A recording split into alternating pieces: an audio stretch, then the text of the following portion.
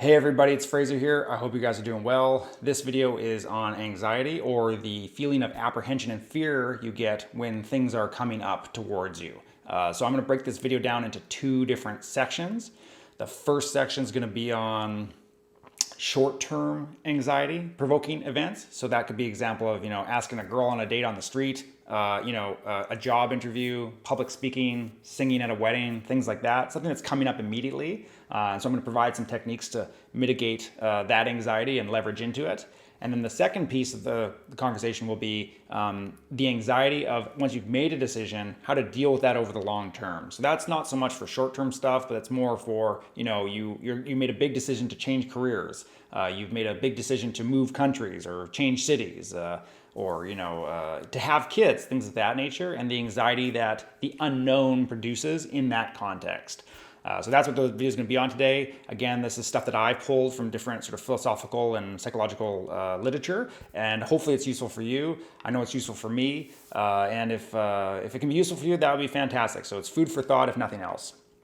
Okay, so the first bit is the short-term stuff. So examples of this, again, like I said, could be singing at a wedding or doing a job interview or public speaking. And I have four kind of insights here that all kind of blend together. The first one is that what is stressful to you or what produces anxiety a lot of times is things that are important to you. So for example, I like to do public speaking. I always, if there's an opportunity, I jump at it. But every time I jump into that opportunity, I instantly have the feeling of anxiety and almost of regret, because I'm like, oh, I get so much anxiety for this. Why have I signed myself up for pain?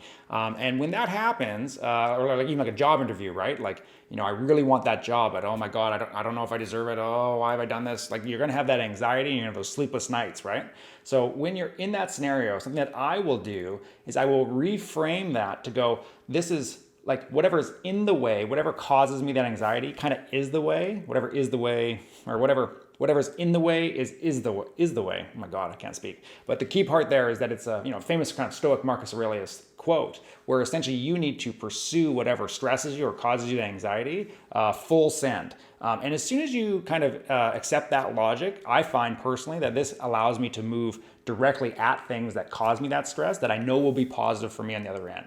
So for example, in public speaking scenarios, if I get that opportunity, I'm dying inside, I do it. And then at the end of it, I go, oh, I leveled up. This applies to other social scenarios as well too. Like if I want to ask the pretty girl on the street, for her number or whatever, I have max pain anxiety on that.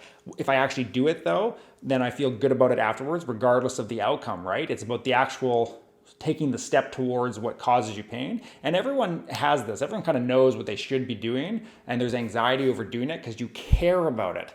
So as soon as you frame that you realize that you do care about that issue, sometimes even just that is enough to create the foundation for moving towards it.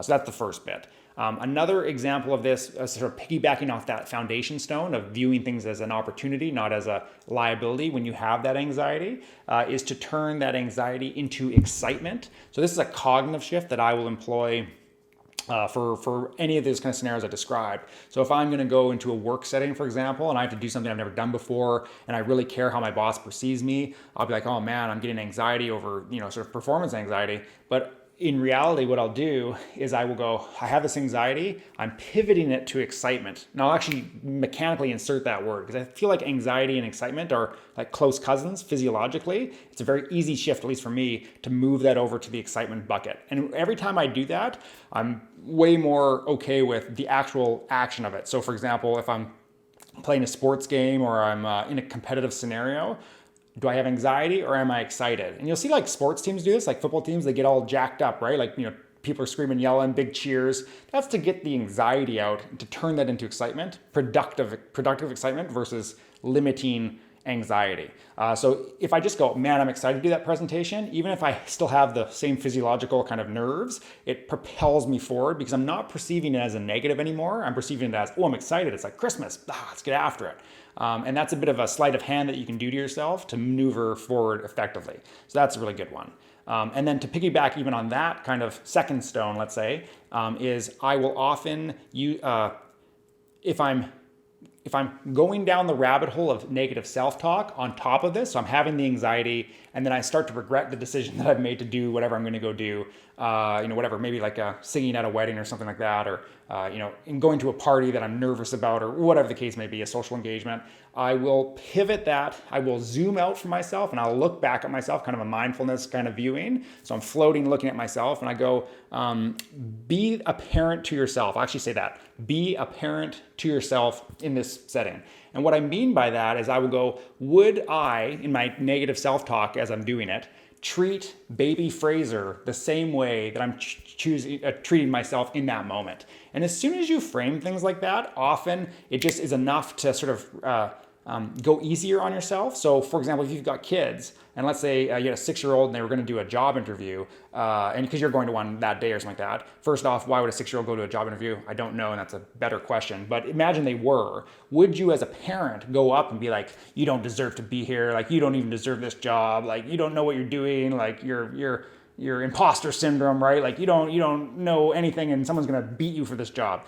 You would never do that to a 6-year-old, or you wouldn't even do that to a friend, right? Like if a friend was anxious about public speaking, would you go, yeah, you're a pretty garbage public speaker. I wouldn't do it. It's going to fail. It's going to quit now while you're ahead. You would just never do it like that. But often, at least for me anyways, and maybe this is true with you too, I will often find myself, my brain, going down the rabbit hole of like, you don't deserve this. You can't do it. You're going to bomb. It's going to be a disaster. No one's going to laugh at your bad jokes. Only your mother loves you, no one else does, that kind of thought process. And I'll go, man, would I talk to my own children that way? The answer is clearly no, right? Would you talk to a friend that way? Would you talk to your parents that way? Even people who are older or different, right? You wouldn't. But most people are their own worst critic. And I am definitely in that scenario. So as soon as I do that kind of like, be a parent to myself, it instantly colors the way I continue to talk to myself. It takes the edge off, and I'm much kinder to myself, which of course increases my capacity to act in those anxiety-producing events. So it's I effectively get better if I just reframe things like that. And this technique works for anxiety, but also works for regret and other contexts. Anytime you have a self-talk lens that is not useful for you, just say, be a parent to yourself. Like imagine the younger version of yourself. Would you treat 16-year-old you the way you're treating yourself right now? The answer will be illuminating to you in that scenario. So that's kind of the short-term stuff. Long-term stuff, this is, so that's the third version, or the third part of the short-term stuff. The last part is actually probably the most useful. And this is essentially in a line, assuming the worst case scenario to move effectively in that anxiety producing environment. So how did I get that? One time I had an instructor at a police kind of hand-to-hand sort of physical use of force training seminar, and he was a bronze medal judoist from Poland, and he was this intense guy, and he gave us a sort of one-day kind of seminar on how to control people and things of that nature with judo techniques, things like that. And he had a really interesting insight that stuck with me. He said to the group, he said, listen, he's like, when you're in a hand-to-hand combat scenario, often fear will encroach and you will be paralyzed by that anxiety, and you won't perform in the way you would have had you not had that fear in your heart, kind of. And he said, so what do you do when you're in that kind of scenario and you feel that encroaching? You need to assume the worst case scenario, whatever it is to you. And if you accept the worst case scenario as it will happen, potentially, then you will get over the fear of that worst case scenario because you've accepted it. And then you'll be able to move smoothly in that scenario. And this actually kind of works. So not just in the hand-to-hand combat, which it might not be a day-to-day for everyone, but I find this works in many different scenarios. So for example, if I am on a plane, I get anxiety on the takeoff and going down. And often when I'm sitting on the chair, what I'll do, I cognitively or at a conscious level, I'm aware that the plane probably isn't going to crash. The chances, 0.00001 or whatever. I know that the plane's not going to crash, but I will feel like the plane is about to explode every time. And you can't fight with your intuition in that scenario necessarily. And so what I'll do is, as I'm sitting there and I'm buckling up my seatbelt, I'll just say, do I accept that the plane will crash on the way to Hawaii or Mexico or wherever I'm going? And if the answer is yes, which it is, because that's why I'm on the plane, then I instantly release that stress and I'm able to freely function sitting in my plane and I don't lose my mind. So this strategy works effectively well for me. I've used this many, many, many times in policing, and often in scenarios that involve, like weapons calls or, edge weapon calls, things of that nature, gun calls where people are, shot or bleeding or situation is dire. I've used this effectively to maneuver through many scenarios like that. So for example, one time I was in a fly-in reserve way up north in Canada. You only could fly there. There's a road, but it wasn't passable most of the year, and it was kind of a dangerous place to work because it had a high level of violence, specifically for like edged weapons and firearms kind of calls, and police would often eat a lot of risk at these calls trying to apprehend people with weapons, and it's stressful enough to do that in an urban setting, but when you're in a rural setting like that, if you were to receive an injury, the plane to fly up and grab you and come back is like a 4-hour kind of round trip. So if you have a arterial bleed of some sort, or you've got an injury where you're losing blood, that golden hour rule isn't into effect. Like you're not going to see a doctor who can save you for 4 hours minimum. That's like if everything lines up. If the weather's bad, it might be a day, right? So that added a level of stress because you knew that you were kind of by yourself, so you didn't want to mess up.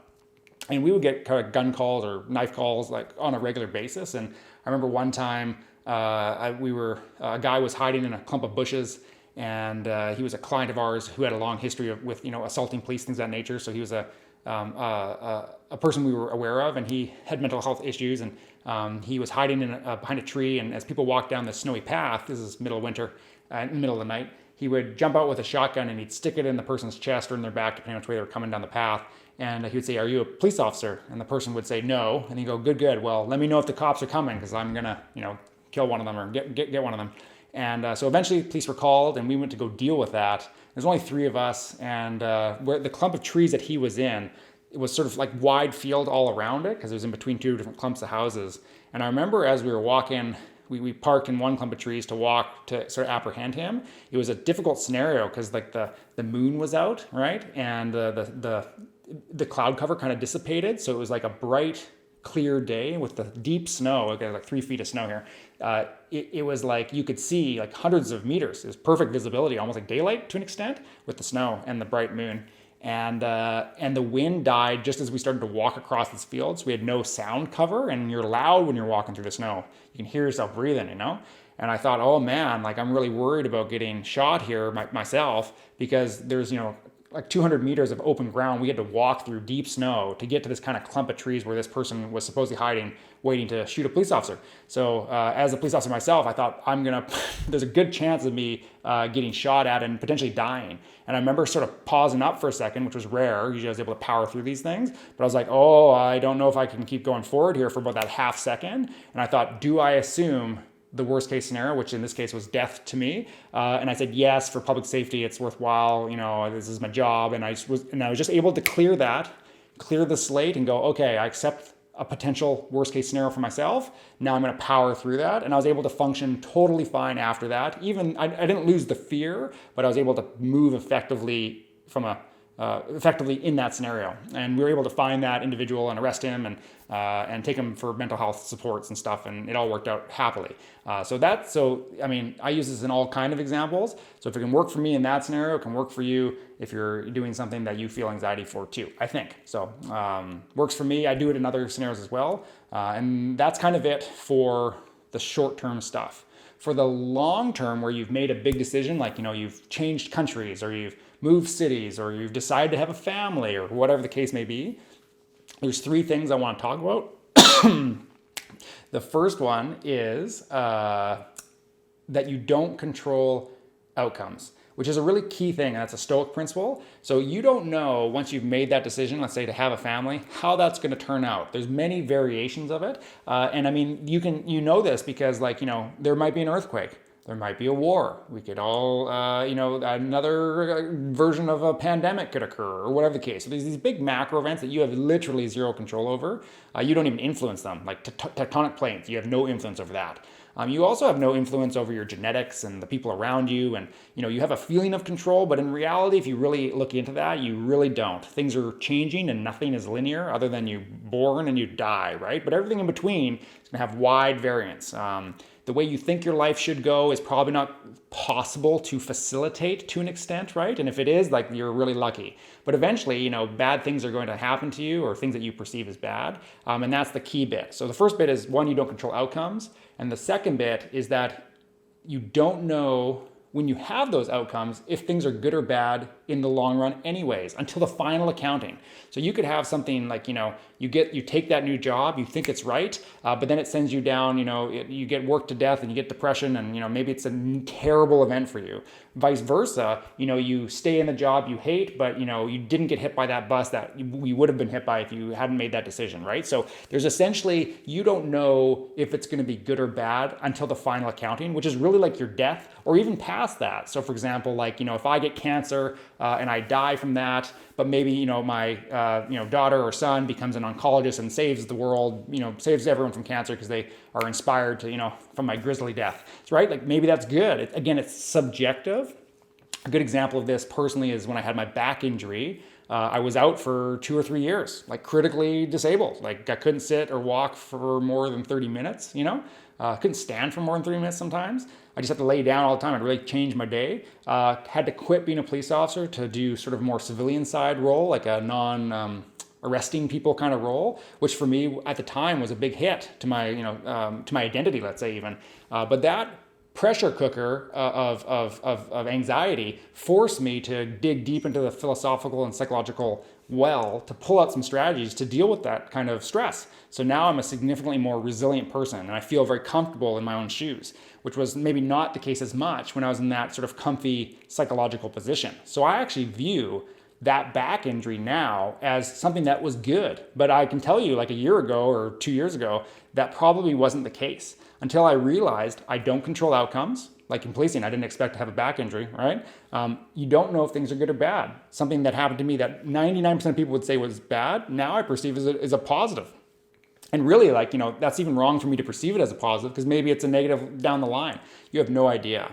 So essentially, if you take those two things as axiomatically or secularly true, then you're left with all you do have influence over. That should be relieving to you, by the way. All you're left with is making the right decision in the moment. So looking to the future is not advantageous for you necessarily, other than you want to plan things, you want to make investments for the future. I get it, but you don't want to bake outcomes into your scenario the way you probably or most people do. And so essentially what you do have control over, and this is the kind of existential logotherapy kind of, will to meaning or will to power kind of concepts, where you go, I control the decision. Should I have kids or should I not? Or should I pursue that job or should I not? Should I go to the mall or should I go for a workout? Like those kind of decisions.